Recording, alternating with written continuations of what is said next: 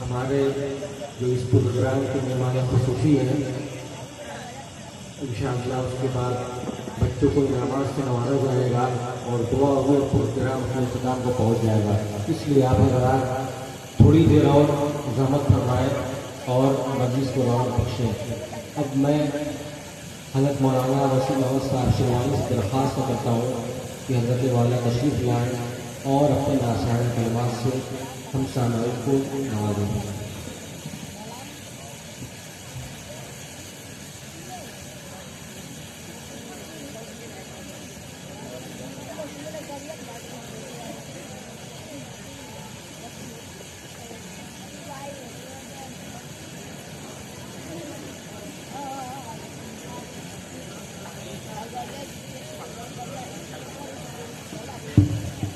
السلام علیکم ورحمۃ اللہ وبرکاتہ. درود شریف پڑھیں. اللہم صلی علی محمد النبی الأمی وعلی آلہ وسلم تسلیما. الحمد للہ رب العالمین والصلاة والسلام علی سید الانبیاء والمرسلین وعلی آلہ وصحبہ اجمعین. اما بعد فأعوذ بالله من الشيطان الرجيم. بسم الله الرحمن الرحيم.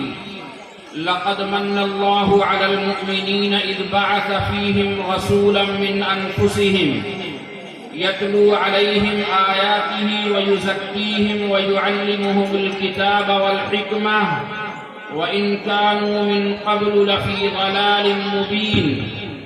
وقال النبي صلى الله عليه وسلم يوشك أن تداعى الأمم عليكم كما تداعى الأكلة إلى قصعتها. فقال قائل ومن قلة نحن يومئذ يا رسول الله؟ قال رسول الله صلى الله عليه وسلم بل أنتم كثير ولكنكم غثاء كغثاء السيل. وَلْيَنْزِعَنَّ اللَّهُ مِنْ صُدُورِ عَدُوِّكُمُ الْمَهَابَةَ مِنْكُمْ وَلْيَقْذِفَنَّ فِي قُلُوبِكُمُ الْوَهْنَ. فقال قائل ما الوهن يا رسول الله؟ قال حب الدنيا وكراهية الموت أو كما قال النبي صلى الله عليه وسلم. کبھی اے نوجوان مسلم تدبر بھی کیا تو نے، کبھی اے نوجوان مسلم تدبر بھی کیا تو نے، وہ کیا گردوں ہے تو جس کا ہے ٹوٹا ہوا تارا. تجھے اس قوم نے پالا ہے آغوش محبت میں، تجھے اس قوم نے پالا ہے آغوش محبت میں. کچل ڈالا تھا جس نے پاؤں میں تاجے سرے ڈالا. گنوا دی ہم نے جو اسلاف سے میراث پائی تھی، گنوا دی ہم نے جو اسلاف سے میراث پائی تھی. ثریا سے زمین پر آسمان نے ہم کو دے مارا. حضرات علماء کرام، قابل قدر بزرگوں اور بھائیوں، اللہ کے پیغمبر جناب محمد الرسول اللہ صلی اللہ علیہ وسلم کی بعثت اور آپ کا دنیا میں بھیجا جانا پروردگار عالم کی طرف سے انسانیت پر سب سے بڑا احسان ہے. اللہ کے نبی علیہ الصلاۃ والسلام دنیا میں نہیں آئے تھے. قرآن کہتا ہے وَإِن كَانُوا مِن قَبْلُ لَفِي ضَلَالٍ مُبِينٍ. پوری دنیا انسانیت گمراہی میں، ضلالت میں، تاریکیوں میں بھٹک رہی تھی. اللہ کے پیغمبر علیہ الصلاۃ والسلام کو دنیا میں مبعوث کیا گیا.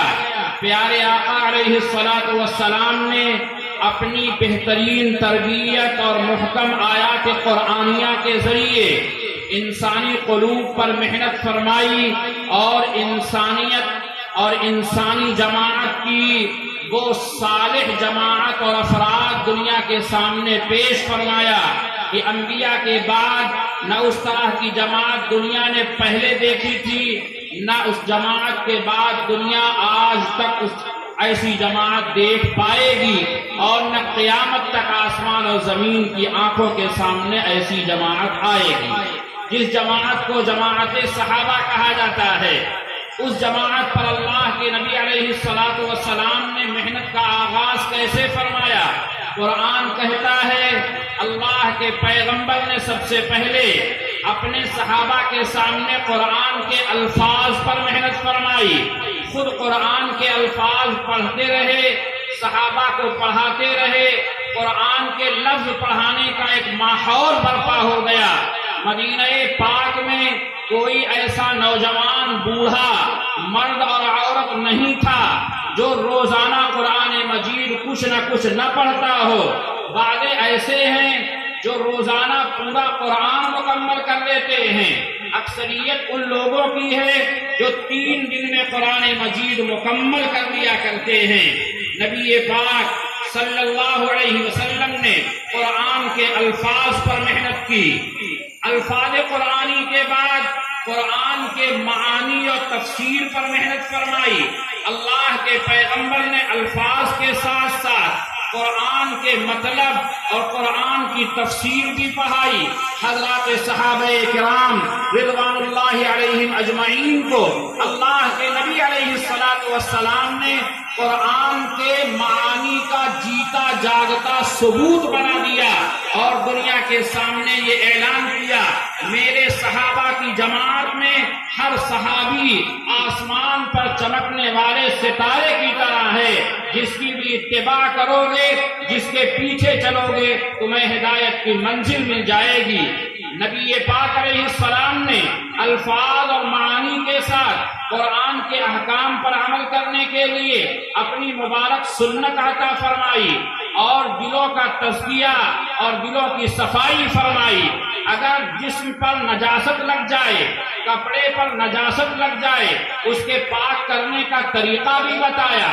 دل کے اندر اگر نجاست ہے، کفر ہے، شرک ہے، بدعت ہے، حسد ہے، کینہ ہے، کپٹ ہے، ایک دوسرے کے لیے جلن ہے، دنیا سے زیادہ محبت ہے، آخرت سے غفلت ہے، اللہ کے پیغمبر علیہ السلام نے اس پر بھی محنت فرمائی۔ نتیجہ یہ ہوا کہ دنیا کے سامنے ایسی مقدس جماعت آئی جن کے بارے میں اللہ نے کہیں فرمایا اولئک هم المفلحون، کہیں فرمایا اولئک هم الفائزون۔ جب ان کے ایمان کی باری آئی تو قرآن مجید نے کہا وَلَكِنَّ اللَّهَ حَبَّبَ إِلَيْكُمُ الْإِيمَانَ وَزَيَّنَهُ فِي قُلُوبِكُمْ وَكَرَّهَ إِلَيْكُمُ الْكُفْرَ وَالْفُسُوقَ وَالْعِصْيَانَ أُولَئِكَ هُمُ الرَّاشِدُونَ۔ جب ان کے تقویٰ کی باری آئی تو قرآن مجید نے کہا أُولَئِكَ الَّذِينَ امْتَحَنَ اللَّهُ قُلُوبَهُمْ لِلتَّقْوَى لَهُمْ مَغْفِرَةٌ وَأَجْرٌ عَظِيمٌ۔ اور دنیا کو یہ گواہی دینی پڑی کہ وہ لوگ جو اونٹوں کی میگنیوں میں کھیلنے والے تھے، جو تہذیب و تمدن سے عاری تھے، جو اپنی نوزائیدہ بچیوں کو زندہ دفن کرتے تھے، جو معمولی باتوں پر برسوں لڑا کرتے تھے، وہ لوگ اللہ کے پیغمبر کی صحبت تربیت میں آئے تو اس دنیا کے پاک باز انسان بنا دیے گئے۔ اور کہنے والے نے یوں کہا قبائل کو یہاں تک فیض صحبت سے جلا بخشی، فرشتہ خور مہذب میں قیمت بن گئے وحشی کہ جتنے راہ زن سب ہو گئے قوموں کے رکھوالے، مسیحا بن گئے دختر کو زندہ گاڑنے والے۔ ہمارے اللہ کے پیغمبر، ہمارے اور آپ کے آقا جناب محمد الرسول اللہ صلی اللہ علیہ وسلم کی یہ 4 محنتیں، قرآن کے الفاظ پڑھا رہے ہیں، قرآن کے معانی پڑھا رہے ہیں، عمل کرنے کے لیے اپنی سنت عطا کر رہے ہیں، دلوں کا تزکیہ اور دلوں کی صفائی کر رہے ہیں۔ یہ 4 محنتیں دنیا میں وجود میں آئیں، صحابہ کرام جیسی مقدس جماعت کو دنیا نے دیکھا۔ میں اس تفصیل سے یہ بات عرض کرنے لگا کہ دنیا میں جب تک یہ 4 محنتیں زندہ رہیں گی، دنیا سے ضلالت و گمراہی مٹتی رہے گی۔ اور الحمدللہ ثم الحمدللہ ہمارے یہ مدارس اسلامیہ جس کا امداد العلوم اس سلسلے کی ایک کڑی ہے، یہاں آنے والے بچوں پر سب سے پہلے الفاظ پر محنت کرائی جاتی ہے، الفاظ درست کرائے گئے، حفظ کی درسگاہ میں آیا، الفاظ یاد کرائے گئے، عربی کی درسگاہ میں آیا، اب معانی اور ترجمے پڑھائے گئے، فقہ کی شکل کے اندر اللہ کے پیغمبر کی سنت بتائی گئی، وضو کے فرائض بتائے گئے، وضو میں فرائض کی ادائیگی کا طریقہ سکھایا گیا، اور یہاں پڑھنے والے طلباء کے اندر اللہ کے پیغمبر کا لایا ہوا دین عملی طور پر زندہ ہو جائے، اس کے لیے دارالاقامہ کا نظام ہمارے مدارس کے ذمہ داران نے بنایا، نگراں متعین کیے، ہر نماز سے پہلے انہیں اٹھایا گیا، مسجد میں لایا جا رہا ہے، وقتاً فوقتاً گاہے بگاہے انہیں اچھے افعال و اعمال کی تلقین کی جا رہی ہے۔ یہ نظام الحمدللہ مدارس کی شکل میں زندہ ہے، لہذا ہم یہ کہہ سکتے ہیں مدرسوں کی تاریخ اتنی ہی قدیم ہے جتنی اسلام کی قدیم ہے۔ اللہ کے پیغمبر علیہ الصلوۃ والسلام مکہ میں ہیں، دار ارقم میں مدرسہ محمدی ہے، اللہ کے پیغمبر مدینہ پاک آئے، اللہ کے نبی نے مسجد نبوی تعمیر فرمائی، ساتھ میں صفہ چبوترا تعمیر فرمایا۔ جب صحابہ کرام میں حضرت عبداللہ ابن مسعود، حضرت علی مرتضیٰ کی دوسرے صحابہ کرام کوفہ منتقل ہوئے تو کوفہ کے ہر گھر میں مدینۃ الرسول کی نقالی میں اللہ کے پیغمبر کے لائے ہوئے دین کے تعلیم و تعلم کا مدرسہ جاری فرما دیا گیا۔ میرے بھائیوں اور بزرگوں، جب تک یہ محنت عملی طور پر زندہ ہے، زندہ رہے گی، یاد رکھیے مسلمان قوم نہ مٹی ہے، نہ مٹے گی، نہ گمراہ ہوئی ہے، نہ گمراہ ہوگی، چاہے دشمن لاکھ کوشش کرتا رہے۔ یہی وجہ ہے کہ حضرت بلال حبشی نظر آتے ہیں، حضرت خباب دکھائی دیتے ہیں، حضرت سہیل رومی نظر آتے ہیں، عبداللہ ابن مسعود پر نگاہ پڑتی ہے، ان کے آقا، ان کے مالکان، ان کے ذمہ داران تڑپا تڑپا کر مار رہے ہیں، تپتے ہوئے ریت پر، جلتے ہوئے پتھروں پر انہیں لٹا دیا گیا، سینوں پر پتھر ڈال دیے گئے، کہنے لگے یا تو محمد کی غلامی چھوڑ دو یا تڑپ تڑپ کر جان دے دو۔ حضرت بلال حبشی اس حال میں بھی یوں کہتے ہیں، ناصحہ تیری نصیحت کا بہت شکریہ، لیکن یہ دیوانہ سمجھ بوجھ کے دیوانہ بنا ہے۔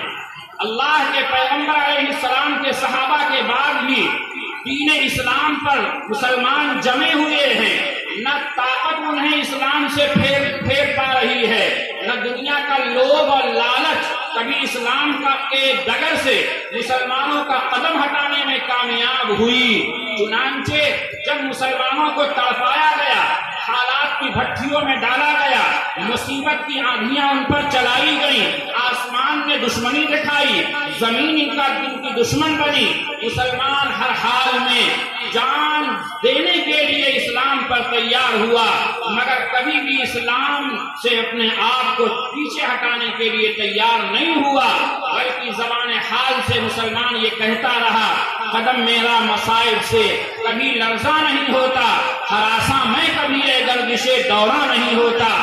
اللہ کے پیغمبر احد کے میدان سے فارغ ہو چکے ہیں، شہداء کی لاشیں رکھی ہوئی ہیں، حضرت خلاد 70 صحابہ کرام میں ان کی نعش بھی رکھی ہے، ان کی ماں جن کے یہ اکلوتے بیٹے ہیں، بڑھاپے کی آپ کا آخری سہارا ہیں، ان کی ماں اپنے بیٹے کی شہادت کی حالت معلوم کرنے، بیٹے کا احوال دریافت کرنے احد کے میدان میں آئیں، چہرے پر حجاب اور نقاب پڑا ہوا ہے۔ ایک صاحب نے کہہ دیا یہ غم کے حالات ہیں، پھر بھی چہرے پر آپ کو نقاب ڈالنا یاد رہا؟ کہنے لگی ارے میرا بیٹا مجھ سے چھینا گیا ہے، میرا ایمان اور میری حیا تو ابھی بھی باقی ہے۔ اللہ کے پیغمبر علیہ الصلوۃ والسلام کے صحابہ کو ڈرانے کی کوشش کی گئی کہ مکہ کے لوگ دوبارہ جمع ہو رہے ہیں، اللہ کے پیغمبر اور صحابہ کے پاس ڈرانے اور پروپیگنڈا کرنے والے افراد بھیجے گئے۔ قرآن نقل کرتا ہے الذین قال لهم الناس ان الناس قد جمعوا لكم فاخشوهم فزادهم ایمانا، لوگوں نے صحابہ سے آ کر کہا مکہ والوں نے بہت بڑی ان کا مقابلہ نہ کرو۔ پروپیگنڈوں کے ذریعے ہمارے حوصلے توڑے جا رہے ہیں، پروپیگنڈوں کے ذریعے ہمارے عزم و ہمت کا امتحان لیا جا رہا ہے، ہمیں مجبور کیا جا رہا ہے کہ ہم دوسروں کے سامنے ہتھیار ڈال دیں۔ لیکن قرآن کہتا ہے جب صحابہ نے یہ سنا کہ مکہ کے لوگوں نے بڑی جماعت تیار کر رکھی ہے کہ ان کی زبان پر ڈر نہیں آئے، ڈر کے جملے نہیں آئے، یہ ڈر کر بھاگے نہیں، بلکہ انہوں نے کیا کہا؟ حسبنا اللہ ونعم الوکیل، اللہ ہمارے لیے کافی ہے اور وہی بہترین کام بنانے والا ہے۔ وہ پروپیگنڈا جو کل ہو رہا تھا وہ آج بھی ہو رہا ہے، قیامت تک ہوتا رہے گا، اور ہمیں ڈرانے کے لیے کیدڑ بھکتیاں سنائی جاتی رہیں گی، لیکن مسلمان نہ ڈرا ہے نہ مسلمان ڈرے گا۔ کیوں؟ اس لیے کہ یہ یقین رکھتا ہے دنیا کے مقابلے میں آنے والی جو اس کی منزلیں ہیں، قبر ہو، حشر ہو، آخرت ہو، یہ اس کی منزلیں دنیا کے مقابلے میں روشن ہے۔ یہاں کے گھر سے اچھا ہمارا ایک اور گھر ہمارا انتظار کر رہا ہے، یہاں کی نعمتوں سے اچھی اور نعمتیں انتظار کر رہی ہیں، یہاں تو ہر روز نئی بیماریاں ہیں، مگر جنت جس کا انتظار ہے ہمیں، اور جس جنت کا ہمارے رب نے ہم سے وعدہ کیا ہے، اس میں اعلان کر دیا جائے گا تم صحت مند ہو، کبھی بیمار نہیں ہوگے، تم جوان رہو گے، کبھی بوڑھے نہیں ہوگے، تم ہمیشہ خوش رہو گے، کبھی تم پر غم نہیں آئے گا۔ وہ دنیا ہمارا انتظار کر رہی ہے، تو ہم دنیا والوں کے ڈرانے سے مرعوب نہیں ہوں گے۔ اللہ نے فرمایا انما ذالکم الشیطان یخوف اولیاء، ارے یہ تو شیطان ہیں جو اپنے اولیاء اور اپنے دوستوں سے تمہیں ڈرانا چاہتے ہیں، اور اللہ بڑے فضل والے ہیں۔ مسلمان جب تک 100% ایمان پر جمع رہا، اعمال صالحہ اس کے اندر موجود رہا، مسلمان کبھی کسی قوم سے ڈرتا نہیں ہے، چاہے ظاہری اسباب اس کے پاس ہوں چاہے نہ ہوں۔ لیکن اللہ کے پیغمبر علیہ السلام نے فرمایا تھا ایک زمانہ آئے گا دنیا کی قومیں تمہیں مٹانے کے لیے ایک دوسرے کو دعوت دیں گی اور بلائیں گی، آپس کے اختلاف ہزار ہوں گے، لیکن اے مسلمانوں تمہیں مٹانے کے لیے اپنے سارے اختلافات بھول جائیں گی، سب کے تیر تمہارے اوپر گریں گے۔ وہ زمانہ ان قریب آئے گا۔ ایک صحابی نے پوچھا کیا ہماری تعداد تھوڑی ہو جائے گی، ہم کم ہو جائیں گے؟ پیارے آقا نے فرمایا نہیں، تمہاری تعداد بہت ہوگی، ولکنکم غصاء کغصاء السیل، لیکن تم بے حقیقت ہو جاؤ گے، جیسے سیلاب کے اوپر بہنے والا جھاگ بے حقیقت ہوتا ہے، بے وقت ہوتا ہے، ویسے ہی بے حقیقت ہو جاؤ گے۔ تمہارا وہ رعب جو آج دشمنوں کے دلوں میں اللہ نے ڈال رکھا ہے، دشمنوں کے دلوں سے نکال دیا جائے گا اور تمہارے دلوں میں وہن پیدا کر دیا جائے گا۔ صحابی نے سوال کیا وہن کیا ہے اللہ کے پیغمبر؟ جناب محمد الرسول اللہ صلی اللہ علیہ وسلم نے ارشاد فرمایا دنیا کی محبت اور موت سے نفرت کرنا اور موت کو ناپسند کرنا۔ آج یہ چیز ہمارے اندر پیدا ہوئی، آج دنیا کے ہم طلبگار بن گئے، دنیا ہمارے پاس آنی چاہیے، یہ ہمارا مزاج بن گیا، خرجہ کی آیت در گھسیٹ آج ہمارا شوق بن گیا۔ کیسی دنیا آ رہی ہے، کن راستوں سے آ رہی ہے، کن طریقوں سے آ رہی ہے، اس کی پرواہ ختم ہو گئی۔ حالانکہ اللہ کے تمام پیغمبروں اور نبیوں کو ان کے مخاطب کو رؤساء اور مالدار اور اللہ کے اس زمانے کے مخاطبین انبیاء کے جنہیں اللہ نے مال و ثروت سے نوازا تھا، ان لوگوں نے ہمیشہ نبیوں کو یہ طعنہ دیا ہے تم ہمارے مقابلے میں کمتر ہو، کیونکہ ہم مال میں بھی تم سے بڑھے ہیں، اولاد میں بھی تم سے بڑھے ہیں۔ اللہ رب العالمین نے ان کے اس نظریے کو رد کرتے ہوئے فرمایا تھا تمہارے مال اور تمہاری اولاد وہ چیزیں نہیں ہیں جو اللہ کے یہاں تم کو اعلیٰ درجہ دلائیں گی۔ وما اموالکم ولا اولادکم بالتي تقربکم عندنا زلفا، اللہ کے یہاں بلند درجہ، اللہ کے یہاں قرب جو چیز دلانے والی ہے وہ ایمان اور اعمال صالحہ ہے۔ میرے بھائیوں اور بزرگوں، آج جو حالات چل رہے ہیں مایوس ہونے کی ضرورت نہیں ہے۔ بچے پروگرام پیش کر رہے تھے، ان کی عمریں بہت زیادہ نہیں تھی، مگر ان کے بولنے کا لب و لہجہ اور ان کے تقریر کا انداز یہ مچے ہوئے مقررین کا انداز تھا۔ سن کر میرا دل یہ گواہی دے رہا تھا، اسی دریا سے اٹھتی ہے وہ موجے تند جولا بھی، نہنگوں کے نشیمن جن سے ہوتے ہیں کہو بالا، اور بقول اقبال مرحوم نہیں نا امید اقبال اپنی کشت ویرا سے، ذرا نم ہو تو یہ مٹی بڑی زرخیز ہے ساقی۔ میرے بھائیوں اور بزرگوں، ہمارے اس مدرسے کے اندر اللہ کے پیغمبر کے لائے ہوئے دین کی جو محنتیں چل رہی ہیں وہ ہمارے وجود کے لیے بھی ضروری ہیں، ہماری ہدایت کے لیے بھی ضروری ہیں۔ خدائے پاک کی قسم، اگر یہ مدرسے میں چلنے والے یہ شعبے، چاہے وہ تسبیح اور ناظرہ کا ہو، حفظ کا ہو، عربی کا شعبہ ہو، چاہے وہ دارالاقامہ کا نظام ہو، اگر یہ شعبے مٹ جائیں گے، مدرسے بند ہو جائیں گے، یاد رکھیے علماء ان کا پیٹ نہیں چلے گا۔ جتنی تنخواہیں مدرسوں میں مل رہی ہیں، مونگ پھلی کا ٹھیلا بھی لگائیں گے، اللہ اتنی روزی اس ذریعے سے بھی انہیں دے گا۔ میرے بھائیوں اور بزرگوں، ہمارے علماء دکانیں کھولیں گے، اللہ انہیں وہ روزی دے گا، مگر سوچئے امت کا کیا ہوگا؟ ہم اپنے کاروبار میں دن بھر مشغول ہیں۔ میرا بیٹا صبح مدرسے میں آ کر شام تک پڑھ کے جاتا ہے، الفاظ بھی پڑھتا ہے، معانی بھی پڑھتا ہے، مسائل بھی پڑھتا ہے، اس کی ذہنی تربیت بھی کی جاتی ہے۔ یہ باپ کا کام تھا جو مدرسوں نے اپنے ذمے لے لیا ہے۔ یہ مدرسے ہماری طرف سے ہمارے فرائض ادا کر رہے ہیں، یہ ہمارے وجود کا بھی ذریعہ ہے، کیونکہ مدرسے نہیں ہوں گے ہم سب گمراہی کا شکار ہو جائیں گے، اور جب ہم گمراہ ہو جائیں گے اللہ کی صدائیں بلند کرنے والے نہیں ہوں گے، پھر آسمان و زمین کا نظام توڑ کر رکھ دیا جائے گا۔ لہذا یہ مدرسے ہمارے وجود کا بھی ذریعہ ہیں، ہماری ہدایت کا بھی ذریعہ ہیں۔ ان مدرسوں کے اندر جو طلباء پڑھتے ہیں یہ ابھی طلب علم کے راہوں سے گزر رہے ہیں، یہ طالبان علوم نبوت ہیں۔ کل انشاءاللہ یہ بچے اعلیٰ مدرسوں میں اعلیٰ تعلیم حاصل کر کے یہ بچے علماء کی صف میں آ جائیں گے، اور علماء انبیاء کے وارث ہیں۔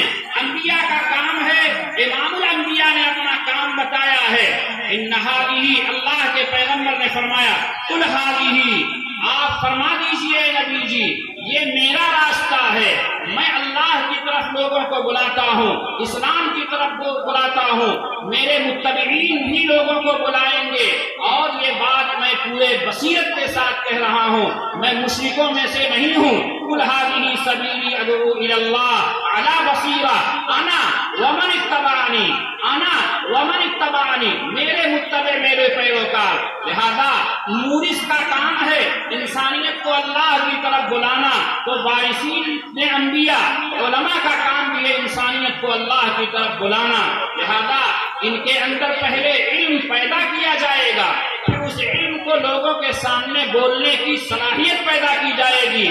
علم پیدا ہو جائے، استعداد پختہ ہو جائے، یہاں محنتیں کرائی جاتی ہیں، مطالعہ کرایا گیا، استاد نے ایک ایک حرف پر محنت کرا کے سبق پڑھایا، اس کا ترجمہ سنا، سبق سنا، آموختہ سنا، پورے سال محنت کرائی گئی، علم میں استعداد اور پختگی پیدا ہوئی۔ پھر یہ جو علم اندر آیا لوگوں کے سامنے یہ بیان کر سکیں، جسے نشر کی استعداد کہتے ہیں۔ اس کے دو طریقے ہیں، اللہ پاک اس بات کو ناپسند کرتے ہیں لوگوں کے درمیان بے حیائی کو پھیلایا جائے، مگر اس بات کو پسند کرتے ہیں کہ لوگوں کے درمیان بھلائیوں کا حکم دیا جائے، لوگوں کو برائیوں سے روکا جائے، یہی ہماری خاص صفت بیان کی گئی ہے۔ لہذا مدرسوں میں جہاں علمی استعداد پیدا کرنے کے لیے ہمارے درس نظامی کی جماعتیں تیار ہوتی ہیں، فارسی اول، عربی پنجم، دارالعلوم دیوبند، مظاہر علوم سہارنپور ہمارے طلباء جاتے ہیں، ویسے ہی ہر مدرسے کے اندر، خود دارالعلوم دیوبند کے اندر ہر ضلع کی اور ہر مدرسے کے اندر اس کی اپنی انجمن ہوتی ہے، طلباء محنتیں کرتے ہیں، مضمون لکھتے ہیں، اور دیواری پرچے کی شکل میں وہ مضمون آویزہ کیے جاتے ہیں تاکہ قلم کی صلاحیت پیدا ہو جائے۔ زبان سے اپنی وہ باتیں جو دل کے اندر انہوں نے سموئی ہیں لوگوں کے سامنے بول سکے. اس کے لیے انجمن کا یہ قیام مدرسوں میں ناگزیر جانا جاتا ہے. طلبا پورے ہفتے محنت کرتے ہیں, ہفتے کے ایک دن اپنی وہ محنت اپنے طلبا کے سامنے ٹوٹی پھوٹے انداز میں بیان کرتے ہیں. پھر پورا سال گزرنے کے بعد انہوں نے جو محنتیں کی ہیں اور سال بھر اپنے اساتذہ سے جو سیکھا ہے آپ کو سناتے ہیں, اور آپ کو سنا کر دنیا کو یہ بتانا چاہتے ہیں ابھی ملت زندہ ہے, مدارس اپنا کام کر رہے ہیں, انشاءاللہ اسلام نہ مٹا ہے, اسلام نہ مٹے گا. اسلام کی حفاظت کرنے والے وارثین انبیاء کل بھی پیدا ہوتے رہے ہیں, آج بھی پیدا ہوتے رہیں گے. اللہ تعالیٰ مجھے بھی آپ کو بھی ان مدارس کے ہر ضرورتوں کو اپنی ضرورتوں پر مقدم جاننے کی توفیق عطا فرمائیں. ان مدرسوں کا ہر مسئلہ ہمیں اپنا ذاتی مسئلہ سمجھ کر اللہ پاک حل کرنے کا ہمارے اندر جذبہ پیدا فرمائیں. آمین. وآخر دعوانا الحمدللہ رب العالمین. خبر مسلم کی دعا ہو.